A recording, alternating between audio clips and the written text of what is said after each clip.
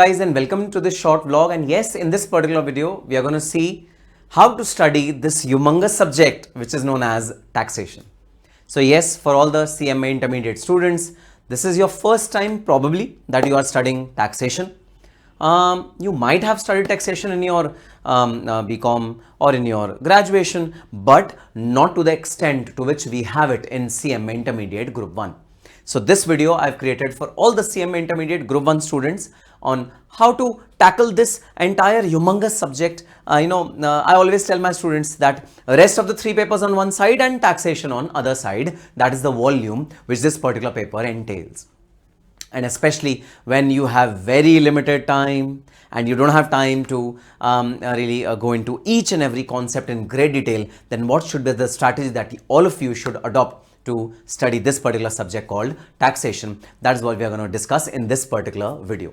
And yes, I've done an ABC analysis of all the chapters which are there in direct taxation and all the chapters which are there in indirect taxation. And using this ABC analysis, we are going to see which chapters are more important, which chapters are less important. But before coming to that, when you buy your course, then you will get 4 books. 4 books, 2 volumes of direct taxation, 1 volume of indirect taxation, 3 will be your main books, okay. Out of 4, the 3 books will be 2 volumes of direct taxation, 1 volume of indirect taxation. This is what you will get in your as your study material, and you will get 1 chart book, okay. These are the 4 books that you are going to get in your syllabus. And yes, all the books are inspired by Institute Study Mat. So the first and foremost aim is to complete all the practical questions which are given in this particular book.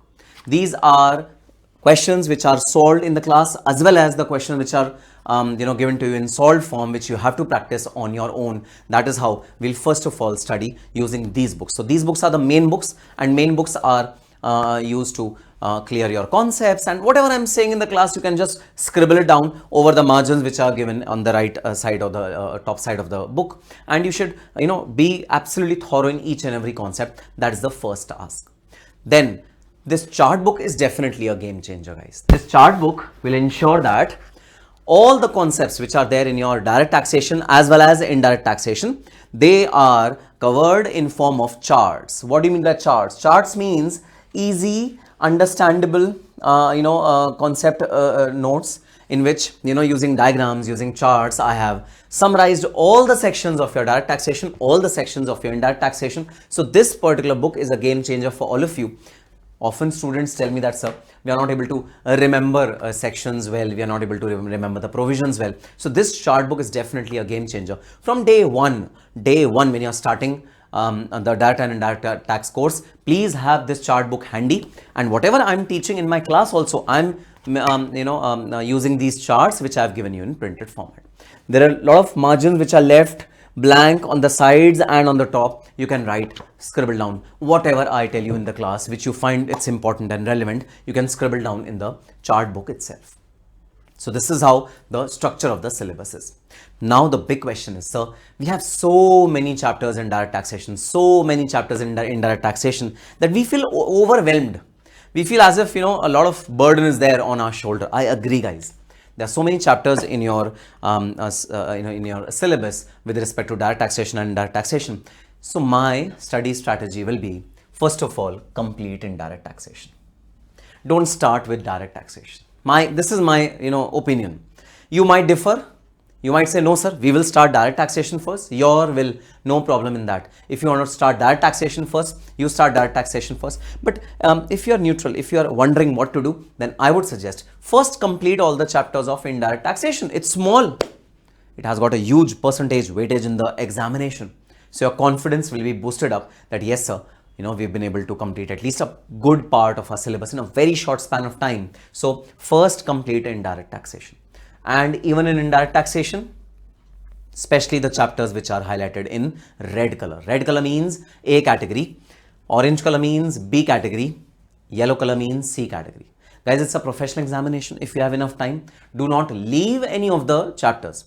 It's only when you are revising your subject, then you can pay less attention to category C. That's why category C is category C. That's it. But don't leave any chapter. Don't say that, oh, Nikkhil sir has told that, chapter number 13 is category C. We'll leave it. We'll not study it. Don't make this mistake. Study each and every chapter, but yes, lay more emphasis on the chapters which are A and B category chapters. Lay less emphasis on the chapters which are C category chapters in your revisions. But the first, watching the videos, that should be absolutely thorough, absolutely complete with respect to all the chapters. So as you can see, I marked chapter number 2, levy and collection of CGST and IGST supply, reverse charge mechanism, composition levy, exemption, value, time and place of supply, input tax credit, computation of GST liability, valuation, customs valuation, and computation of assessable value in terms of customs. These are the A category chapters. And don't worry, in your system, the app which you have subscribed for, this chart will be available in that app as well. So please use this chart to assess which chapters are more important, which chapters are less important, but not in the first reading. In the first reading, you should cover entire portion of your syllabus. Entire syllabus should be completed, wholeheartedly. Now, coming on to direct taxation. Okay, this is indirect taxation. I've also made a line diagram of all the chapters of indirect taxation so that you can assess the importance of each and every chapter. Now we come on to direct taxation. Yes, direct taxation is humongous, and many chapters are less important than other chapters. So using ABC analysis, we can categorize some of the chapters as important chapters, some of the chapters as not so important chapters. We can probably do that, and that's what exactly I've done in this particular table. Okay, so as you can see, guys, the chapters, after completing your IDT, the chapters I would recommend you to definitely see, which is category A and B chapters, are number 1 is the residential status. Of course, guys, basics you have to study. Even if it's C category, basic you have to study. You cannot leave basic either in GST or in direct taxation. You cannot leave the first chapter. First chapter has to be done. Even when it's C category chapter, even then first chapter is mandatory in both direct taxation and indirect taxation. But after that, post that, guys, do residential status. You can, for the time being, leave these 2 chapters. Do salary, house property, PGBP, capital gain income from other sources. Then set off and carry forward, very, very important. Clubbing, another important chapter. Deductions, you can, just brush through. Taxation of individual and HUF, very, very important chapter that you must cover. Then TDS, TCS, advanced tax, these are relatively less important chapter. You can lay less emphasis on these chapters and the remaining chapters also. According to the, ABC analysis, you can arrange your studies well. And by this smart studying technology, by this smart studying technique, I'm very sure that you're going to excel in this particular subject called the direct and indirect taxation. So don't worry. I would feel that, start your journey of taxation and you'll fall in love with this subject. The subject is so amazing, so beautiful.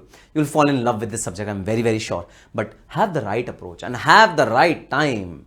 Don't think that, oh sir, I want to complete my taxation in 15 days. Can I do so? Answer is no. 15 days is not enough to complete your taxation syllabus. So devote time, devote energy, devote your hours in studying direct and indirect taxation, and trust me, this is going to be the most favorite of your subjects in your intermediate as well as final journey. And again, to reiterate, this book, I've named this book as Chawanprash.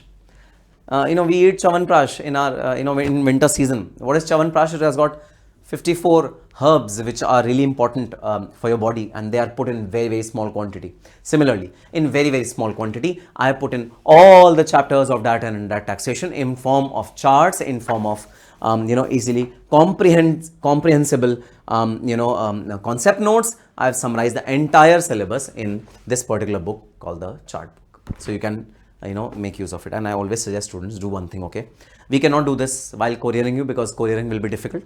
Just get this book cut from the top, get it spiraled so that you can easily flip it.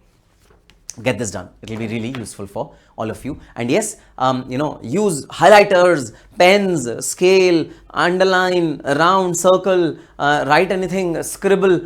This chart book should not look like original chart book at the end of your study. That is the aim. And before the examination, you need not study anything else but from this particular chart book, and definitely you're going to excel in your examination.